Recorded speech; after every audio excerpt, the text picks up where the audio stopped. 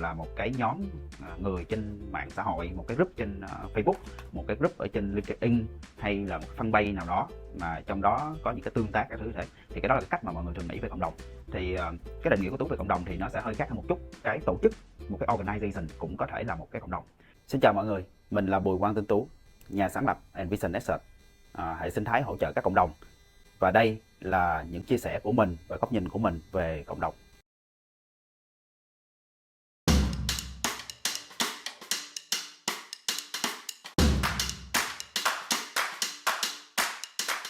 Khi chúng ta nói về cộng đồng, đại đa số mọi người sẽ nghĩ đến những cái group cộng đồng trên mạng xã hội như là Facebook, như là LinkedIn hoặc là những cái page trên mạng xã hội.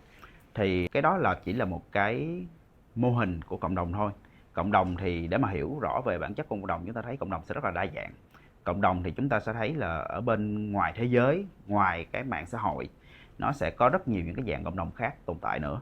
Chúng ta sẽ thấy có những cái nhóm, những người ưa thích mô tô. Có thể họ sẽ không có một cái page, cái group, nhưng mà họ tụ tập với nhau, họ tạo thành một cái cộng đồng những người yêu thích xe mô tô chẳng hạn thế, và họ có những cái chuyến đi với nhau. Hay nó sẽ có những cái tổ chức, ví dụ như chúng ta nghe nói tới những tổ chức như là những hội phụ nữ hoặc là hội thanh niên. Những cái bạn nào cũng đã từng tham gia đi học thì chắc cũng đã biết hội thanh niên. Thì đó cũng bản chất, những cái đó cũng là những cái tổ chức cộng đồng. Chúng ta cần phải có cái định nghĩa rõ ràng. Thì theo Tú thì cộng đồng nó là một cái nơi mà nó hội tụ những người có chung một cái suy nghĩ, một cái sở thích, một cái niềm tin, một số những cái điểm giống nhau gì đó, thì nó trở thành một cái cộng đồng. Thì từ cái khía cạnh như vậy, chúng ta sẽ thấy rằng cộng đồng nó có thể rất là đa dạng. Cộng đồng về bản chất nó chính là một cái tổ chức. Cộng đồng không phải chỉ là một cái group trên mạng xã hội, mà cộng đồng là một cái tổ chức. Nó có những cái nhóm người ở bên trong đó. Thì khi mà chúng ta nói về cộng đồng, nó sẽ có một vài cái concept, một vài cái thứ để chúng ta có thể định hình cái đó rõ ràng hơn. Thì với những cái quan sát của Tú, thì khi mà hỏi về những cái mô hình cộng đồng thì Tú thường sẽ chia nó ra thành một vài cái mô hình như sau. Cái đầu tiên là cộng đồng nó sẽ được chia làm hai nhóm. Nhóm đầu tiên là những cái cộng đồng gọi là playground community, những cái cộng đồng mang tính vui chơi. Mọi người đến với cái cộng đồng này chỉ đơn thuần vì một cái mục đích là để giải trí và vui chơi. Cộng đồng này nó sẽ không có một cái mục tiêu hay mục đích tồn tại rõ ràng. Nó được tạo ra một cách ngẫu hứng, và nó sẽ không có những cái quy định hay những cái ràng buộc rất là khắt khe hay là gì đó trong cái chuyện phát triển của nó. Những cái cộng đồng này chúng ta có thể kể đến một số những cái tên rất là nổi bật. Ví dụ như chúng ta chắc ai cũng đã từng nghe qua cộng đồng như là Flex tới hơi thở cuối cùng, đúng không? Đó. Thì những cộng đồng đó được tạo ra và phát triển rất là nhanh. Nhưng mà về bản chất thì những cộng đồng đó nó sẽ không có một cái mục tiêu, tức là nó sẽ không có cái mục tiêu rõ ràng. Mục tiêu rõ ràng ở đây tức là cộng đồng này tồn tại để nó giải quyết một vấn đề xã hội gì, hay là nó đấu tranh cho một vấn đề đó, hay nó đại diện hay nó tạo ra giá trị cho một nhóm người hay một nhóm đối tượng nhất định nào đó. Tức là nó chỉ tồn tại vì nó là cái nơi mọi người đến và để mà chia sẻ, để mà nói chuyện, để mà kết nối, đại loại là như thế. Thì cái nhóm cộng đồng đó là nhóm cộng đồng đầu tiên mà chúng ta gọi là những cái playground community. Chúng ta có thể nói đến nhóm cộng đồng thứ hai, nó khác với cái nhóm cộng đồng playground, đó là cái nhóm cộng đồng purpose driven, tức là những cộng đồng nó tồn tại và nó có mục đích tồn tại rõ ràng. Thì những cộng đồng này thường sẽ có một cái mục tiêu. Những cộng đồng này nó sẽ giống với một cái tổ chức hơn, tại vì nó có, đầu tiên là nó có cái mục tiêu. Thì khi mà nó có cái mục tiêu tồn tại thì nó sẽ tập trung những con người có chung một cái niềm tin và những cái mục tiêu đó, thì họ sẽ tập trung lại, cái tính gắn kết của nó sẽ tốt hơn. Thì cái nhóm cộng đồng purpose driven này thường sẽ được dẫn dắt bởi một cái mục tiêu nào đó. Thường cái mục tiêu ở đây thì tùy ở cộng đồng đó. Nhưng mà ví dụ như là một cái cộng đồng về marketing, Tú có một cái cộng đồng marketing mà Tú đã phát triển khoảng 10 năm nay, thì đó là cộng đồng UN Marketing. Thì cộng đồng UN Marketing có cái mục tiêu này, nó sẽ được đại diện bằng cái vision và mission.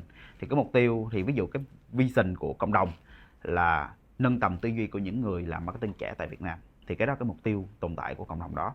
Rồi trong cái hệ sinh thái của Tú thì Tú có cái cộng đồng về mẹ đơn thân vui vẻ. Thì mục tiêu của cộng đồng mẹ đơn thân vui vẻ là làm sao để giúp cho các mẹ có một cuộc sống hạnh phúc về tâm trí, về sức khỏe, về tài chính và nhiều khía cạnh khác trong cuộc sống. Thì ví dụ đó là một cái mục tiêu của cái cộng đồng đó. Vậy thì cái cộng đồng này, cộng đồng marketing, nó có cái mục tiêu là mang lại giá trị cho những người làm marketing. Cộng đồng mẹ đơn thân nó có cái mục tiêu là mang lại giá trị cho các mẹ đơn thân. Vậy thì nó có cái mục tiêu tồn tại rõ ràng. Vậy thì cái điểm khác biệt giữa cái cộng đồng playground và cái cộng đồng purpose driven, tức là nó có cái mục tiêu để nó tồn tại. Thì giữa hai nhóm cộng đồng này thì một cái cộng đồng hay bất cứ cái tổ chức nào mà nó có một cái mục tiêu để nó tồn tại thì nó sẽ có khả năng nó tồn tại được lâu dài hơn. Đương nhiên đó là một trong những yếu tố, nhưng mà nó có một cái mục tiêu thì cái khả năng tồn tại một cách lâu dài và bền vững của nó sẽ tốt hơn so với một cái tổ chức mà không có cái điều đó. Thì cái đó là cái phân định đầu tiên. Rồi tiếp theo nữa là trong các cộng đồng, trong các nhóm cộng đồng thì nó cũng sẽ chia ra làm hai loại nữa. Theo Tú thường gọi là knowledge driven community và social driven community. Knowledge driven community là những cái cộng đồng tập trung vào câu chuyện về chia sẻ về kiến thức. Tức là những nhóm cộng đồng đó chỉ nói nhiều về kiến thức thôi, nói nhiều về chuyên môn. Những người đến với cái cộng đồng đó họ tìm kiếm kiến thức chuyên môn, họ tìm kiếm để mà nâng cao cái năng lực về nghề, và họ muốn phát triển các kỹ năng về chuyên môn của họ hơn. Ví dụ chúng ta nói với cộng đồng marketing, đúng không? Cộng đồng về tài chính, cộng đồng về AI, cộng đồng về những người làm sale và bán hàng, cộng đồng của những cái CTO chẳng hạn như thế. Thì đó đều là những cái ví dụ của cộng đồng về chuyên môn. Cái nhóm cộng đồng còn lại là cái nhóm cộng đồng social driven community. Thì social driven community là những cộng đồng nó không phải mọi người được kết nối với nhau, không phải là về yếu tố chuyên môn, mà trong cái nhóm cộng đồng thứ hai đó mọi người được kết nối với nhau bởi cái yếu tố là một cái yếu tố xã hội nào đó. Một cái ví dụ cộng đồng đó là cộng đồng mẹ đơn thân. Họ có thể có độ tuổi khác nhau, họ có thể sống ở Hồ Chí Minh hoặc Hà Nội hoặc những cái nơi khác nhau, nhưng cái điểm giống nhau của họ là họ có một cái social trait giống nhau, một cái yếu tố xã hội giống nhau, đó là họ là mẹ đơn thân. Hoặc chúng ta trong cái hệ sinh thái của Tú cũng có cộng đồng người hướng nội hiện đại. Thì những cái cộng đồng đó thì những cái điểm kết nối của những người trong cộng đồng đó là họ là những người hướng nội. Vậy thì cái đó là cái kết nối ở khía cạnh là xã hội. Thì hai cái nhóm cộng đồng này nó cũng sẽ có một cái số những cái điểm hơi khác biệt. Cái điểm khác biệt đầu tiên chính là một bên cộng đồng về chuyên môn thì những cái nội dung và thông tin trong cái nhóm cộng đồng đó tập trung về hướng chuyên môn nhiều hơn. Nhóm cộng đồng thứ hai là cộng đồng về social driven á, thì những cái nội dung và những cái chia sẻ trong đó nó sẽ hướng tới những cái khía cạnh chia sẻ những cái hoàn cảnh sống, chia sẻ những cái khó khăn mà nó gắn liền với cái yếu tố đó.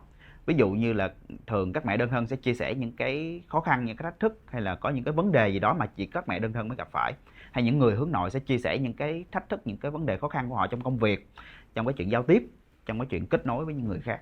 Thì cái đó là những cái đặc trưng của cái nhóm cộng đồng đó. Vậy thì chính vì cái sự khác biệt đó, nó cũng sẽ tạo ra những cái mong muốn và những cái nhu cầu khác nhau cho từng cái nhóm đối tượng cộng đồng đó. Thì cái đó là một số những cái ví dụ. Rồi tiếp theo nữa, nếu mà cộng đồng cũng có thể chia ra được thành hai cái dạng thường thấy, đó là cộng đồng mở và cộng đồng đóng, private community, open community và private community. Thì trong hai nhóm cộng đồng đó thì cộng đồng mở là những cái dạng cộng đồng mà chúng ta thường thấy ở trên mạng xã hội. Đại đa số các cộng đồng trên mạng xã hội đều là cộng đồng mở, ngay cả khi cái cộng đồng đó có cái chữ là private community. Thì ở khía cạnh nào đó Tú vẫn cho rằng đó là những cộng đồng mở. Đại đa số các cộng đồng trên social đó đều là cộng đồng mở. Tại vì thật ra trên social thì cái cơ chế để mà lọc chọn thành viên thường, ngay cả khi nó là cộng đồng private thì thường sẽ yêu cầu là bạn phải trả lời một số các câu hỏi thì bạn mới tham gia vô đó được. Nhưng mà theo Tú thì cái chuyện trả lời một số câu hỏi để tham gia vào nó không phải là cơ chế lọc hiệu quả nhất. Tại vì về bản chất thì chỉ cần trả lời một vài câu hỏi là tham gia vô được thì nó khá là dễ dàng. Cái yếu tố thứ hai nữa là ví dụ những bạn nào mà đã quản lý những cộng đồng lớn, các bạn quản lý cộng đồng hơn 100.000 thành viên, vài chục ngàn thành viên, hơn 100.000 thành viên, và các bạn sẽ thấy mỗi một tháng mà có khoảng chừng vài ngàn người xin gia nhập vào cộng đồng. Trong đó có những người họ sẽ trả lời câu hỏi đầy đủ, nhưng mà có những người không trả lời câu hỏi hoặc là họ trả lời thiếu. Bạn cũng sẽ không có đủ thời gian để bạn view hay bạn review hết tất cả cái trường hợp đó, và gần như không đủ cái công sức. Và thật ra ví dụ như là có những người họ muốn tham gia cộng đồng đó bằng cách này cách khác thì họ trả lời đầy đủ câu hỏi, nhưng mà họ trả lời nhăn cụi gì đó thì bạn cũng không thể nào bạn kiểm soát được hết tất cả các thứ đó, trừ khi bạn có một cái quy trình rất là chặt chẽ và có người làm những cái điều đó. Cho nên chuyện đó là chuyện not không thể possible, không có khả thi với đại đa số những cái người quản lý cộng đồng. Thì cho nên ở khía cạnh nào đó thì Tú nghĩ là đại đa số những cộng đồng private ở trên, ngay ở trên Facebook, trên các thứ, nó vẫn là cộng đồng mở, tức là đại đa số mọi người đã muốn thì có thể tham gia vô được. Thì cho nên đó là đại diện của cộng đồng mở. Cộng đồng mở tức là mở ra cho tất cả mọi người, ai cũng tham gia được hết. Còn cái ngược lại, cái private community là theo Tú rằng nó sẽ phải có những cái barrier, những cái restriction rất là cao. Tức là không phải muốn tham gia là được, mà bạn phải đạt được cái chuẩn mực đó, cái mức độ yêu cầu đó thì bạn mới tham gia vô được. Thì một số những cái ví dụ như chúng ta có thể thấy một số ở Việt Nam, ví dụ những cái người nào mà làm doanh nhân thì có thể các bạn sẽ biết tới những cái tổ chức như là BNI, đại loại như thế, hoặc là trong mảng marketing và truyền thông thì chúng ta cũng sẽ có là MMA, đúng không, chẳng hạn thế. Thì những cái tổ chức này họ sẽ yêu cầu để là thành viên của cộng đồng thì bạn phải trả một cái khoản phí, tức là mỗi một năm bạn phải đóng một cái khoản phí bao nhiêu đó, tức là phải có đóng phí hội viên. Thì khi mà đóng phí hội viên thì bạn mới trở thành thành viên của cộng đồng. Thì bản thân cái cộng đồng đó nó sẽ là một cái cộng đồng đóng, hay hoặc là có thể là cái hội chơi golf của một bác chủ tịch. Bác chủ tịch sẽ có cái hội chơi golf với lại khoảng chừng 10 anh CEO và những cái anh chủ tịch khác, 10, 15, 20 người gì đó. Thì cái đó bản thân đó cũng là cái cộng đồng đóng, hay là một cái nhóm VIP nào đó mà họ có chung những cái đặc tính gì đó, và tức là phải có đạt được cái mục tiêu, hay là hội những cái người mà phải có trên nói chung cái network là trên 10 triệu đô thì mới được tham gia vô cái hội đó. Thì những cái hội đó thường mới là những cái hội private đúng nghĩa, những cái cộng đồng private đúng nghĩa. Thì nó sẽ có những cái chuẩn mực rất là cao và không phải muốn tham gia là tham gia được. Thì cái đó là cái cách mà Tú nghĩ để định hình rõ ràng hơn cho mọi người hiểu rõ về private community và cái open community nó là gì. Thì cái ở khía cạnh nào đó thì trong một cái cộng đồng mở có thể nó sẽ có một cái nhóm private của cộng đồng đó. Tức là khi mà bạn phát triển cái cộng đồng mở, bạn vẫn có thể xây dựng một cái private community ở bên trong cái đó. Có thể là cái nhóm nó elite hơn, có thể cái nhóm mà họ trả phí, họ đóng một cái membership gì đó thì họ được tham gia trong cái private community đó bên trong một cái cộng đồng mở. Ban đầu cái này là một cái cộng đồng đóng, nhưng mà sau đó thì phát triển mở rộng ra thêm thành một cái cộng đồng mở, thì nó cũng có cái trường hợp như vậy. Vậy thì cái open community và private community nó phải tồn tại song song với nhau và nó cùng kết nối vào với nhau. Thì cái đó là cũng là một cái khía cạnh mọi người có thể hiểu và nhìn nhận về các cộng đồng đó. Thì đó là một số những cái định nghĩa và cũng như cái cách phân loại các cộng đồng mà Tú muốn chia sẻ tới mọi người để mọi người hiểu thêm là nó có rất nhiều những cái mô hình, cái cách thức và những cái yếu tố nó định hình nên một cái cộng đồng. Và những cái thứ mà Tú chia sẻ thì nó cũng chỉ là những cái quan sát và những cái nhìn nhận của Tú, và trong cái cố gắng để mà phân loại và bóc tách các mô hình cộng đồng ra. Nó cũng không có đại diện cho tất cả các loại cộng đồng đang tồn tại hiện tại. Có thể có rất nhiều nhóm cộng đồng, có rất nhiều kiểu cộng đồng, nó có những cái xen lẫn nhau và nó có thể có những cái yếu tố này, yếu tố kia. Nhưng mà những cái mà tôi muốn chia sẻ tới mọi người chính là để giúp cho mọi người thể ở khía cạnh nào đó có thể bắt đầu định hình được cộng đồng nó có những cái cạnh yếu tố như thế. Thì cái này nó cũng quan trọng. Nếu mà khi mà mọi người nghĩ về chuyện xây dựng cộng đồng thì mọi người, cái thứ đầu tiên mọi người có thể suy nghĩ, ok, vậy thì cộng đồng mà tôi muốn tạo ra nó là một cái playground community, hay nó là một cái purpose driven community, hay là cái cộng đồng mà tôi xây dựng thì nó sẽ là một cái cộng đồng hướng về chuyên môn kiến thức, hay nó sẽ cái cộng đồng hướng về social driven, hay cái cộng đồng mà tôi xây dựng nó sẽ bắt đầu là một cái open community, hay nó sẽ phải là một cái private community. Thì đó, thí dụ cái điều đó nó sẽ giúp cho mọi người một số cái góc nhìn, một số cái suy nghĩ trước khi mọi người bắt tay vào cái chuyện xây dựng cái cộng đồng đó. Thì đó là những cái chia sẻ của Tú về cái định nghĩa của cộng đồng và một số những cái loại cộng đồng khác nhau. Hy vọng nó hữu ích cho mọi người.